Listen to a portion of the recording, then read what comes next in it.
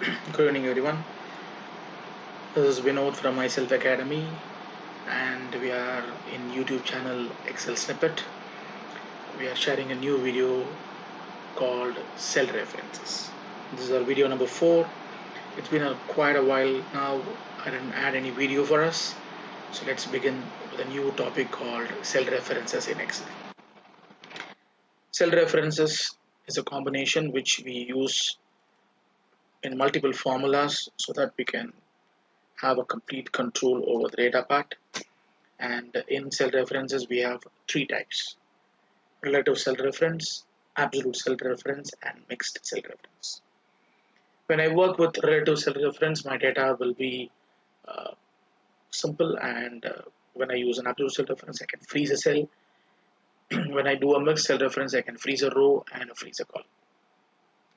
Let's see how to do that. So I'm about to create three different set of data, and I'm going to show you how I'm going to work with that using these three cell references. When I deal with cell references, I'm going to add multiple examples here below.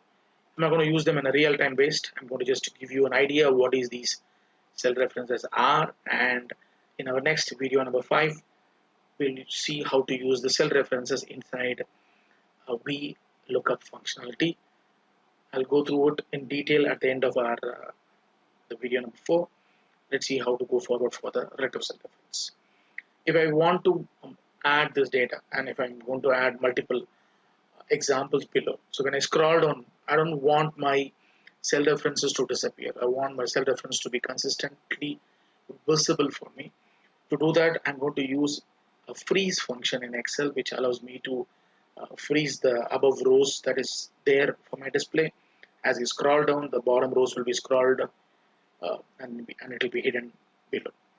Let's see how to freeze that. I'm going to freeze the entire row here. To freeze the entire row, I'm going to just select the entire row. To select the entire row, I can either use the keyboard shortcut Shift spacebar, or I can click the number 8 onto the left hand side of my row.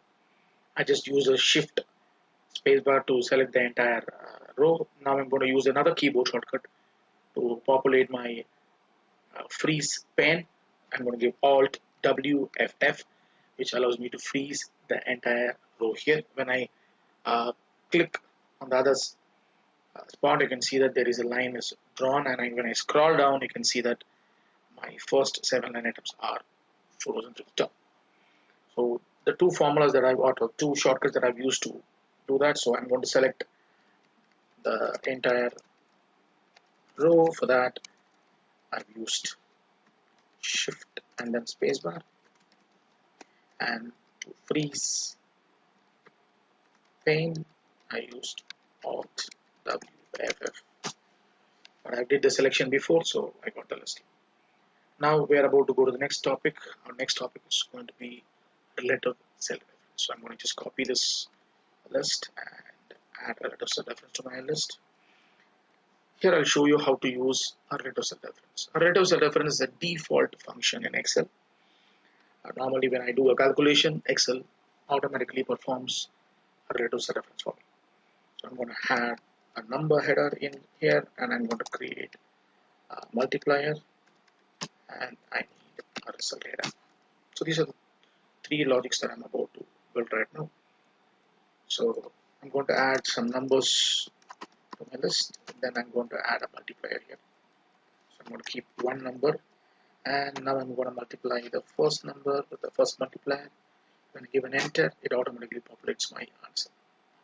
In Excel, if you're a regular user of Excel, we won't build this formula for each and every line item. Once I created the first formula, then I just select all the other respective cell where I need this formula to be populated. Then I hit a Control D to populate the data in a column manner. So now I can see what is the formula that I've used inside. So I can just use the formula text and give an enter. You can see that this is the formula that I've used to do this, and I want to see whether the formula is there for each and every line item. Then I can just populate them, and as you can see that my cursor is moving downwards automatically one cell parallel to the other data part. So my first result is 100, which is the multiples of 10 into 10. And when I scroll down, and you can see that automatically my next answers are populated and the parallel lines are considered automatically. I can build a multiple formula here, so I can just move one more column here. I'm going to just populate the same formula to my next column called H. So I can do that by using a control R function here, and you can see that the formula is now taken the next two columns. The first, it took my number and then it took the multiplier. Now it's took the multiplier and the result. So when I use a formula text to the first line item, you can see that my formula has moved one column next from the previous resulted cell. So my result 1 shows a different result altogether. So this is how our relative cell reference works for us. If I need a consistent and a constant calculation to be done, then the next logic is what I'm looking forward for. The next logic that I'm going to do right now is absolute cell reference. So let's see how to do the absolute cell reference. Just I'm going to copy the header here, and I'm going to just change the way in which the data is going to populate for us. So I'm going to just add them below, and I'm going to remove the multiplier and add them on top, and I'm going to bring the results to the previous column. So I'm going to perform the entire result in the second column itself instead of using the third point. So earlier I used number, multiplier and result in 3 columns. Now I'm using number and result in 2 columns. The multiplier falls on top of my result. So our next logic in our cell reference is absolute cell reference. So let's see how to use an absolute cell reference. Why we need an absolute cell reference. When I use an absolute cell reference, my data will be consistent and constant on one side. The other side will be a relative cell reference. If I want to add an absolute cell reference, I'm going to press F4 once. Let's see how to do that. Now I need a result here, and I need the result like I got it in my result above. So let's see how to do that. So I'm going to just populate all the formula in one shot. So I've selected the data first, then I'm going to give an equals and select my number. I'm going to keep that number field as a relative cell reference, multiply that and use the multiplier on top. And when I select the multiplier on top, here I'm going to lock them, or I can call them as freeze them, or I can use the second option of the cell reference called absolute cell reference. To get an absolute cell reference, I'm going to press F4 one time, and that allows you to get your $sign before your column and your $sign before your row. Now I've selected the range of data that I need to feed my formula. So instead of using a control D or a control R, I'm about to use a new shortcut called control enter. Control enter allows you to populate the entire selected field and give the answers relevantly. When I give an enter, see automatically got the list. So now I want to see the formula inside my result. You can see all the way through my left hand side functions are changing for each and every line item. So it becomes E27, E28, E29, E30, E31 and so on. The right hand side still remain as F25 from the first line item to the last line item. So this is how we use our absolute cell reference.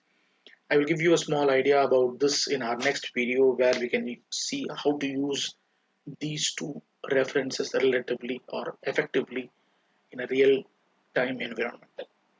Let's see how to do that.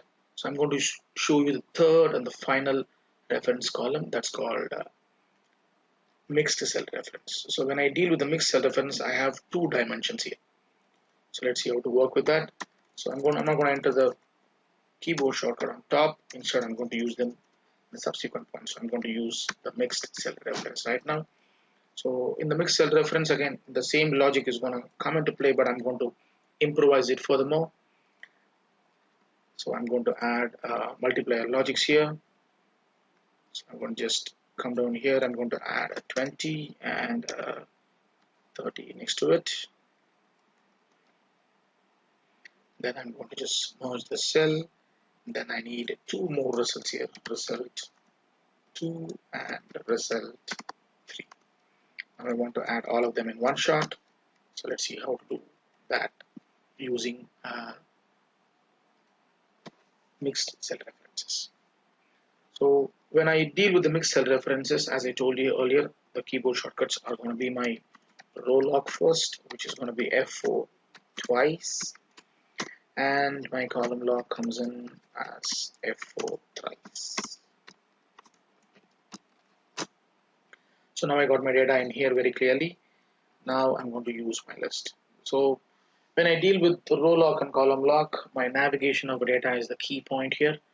So I have to check whether where I have to use the column lock and where I have to use the row lock.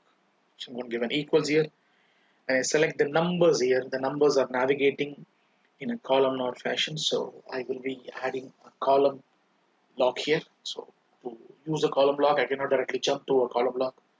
If I want to jump to the column block, I have to manually feed them. Instead, I'm going to use a keyboard shortcut here called F4.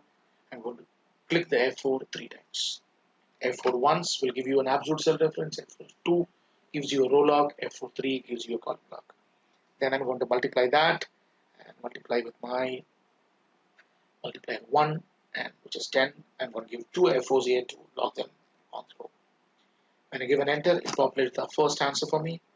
Now I can populate the answer for the rows by giving Control R and columns by using Control.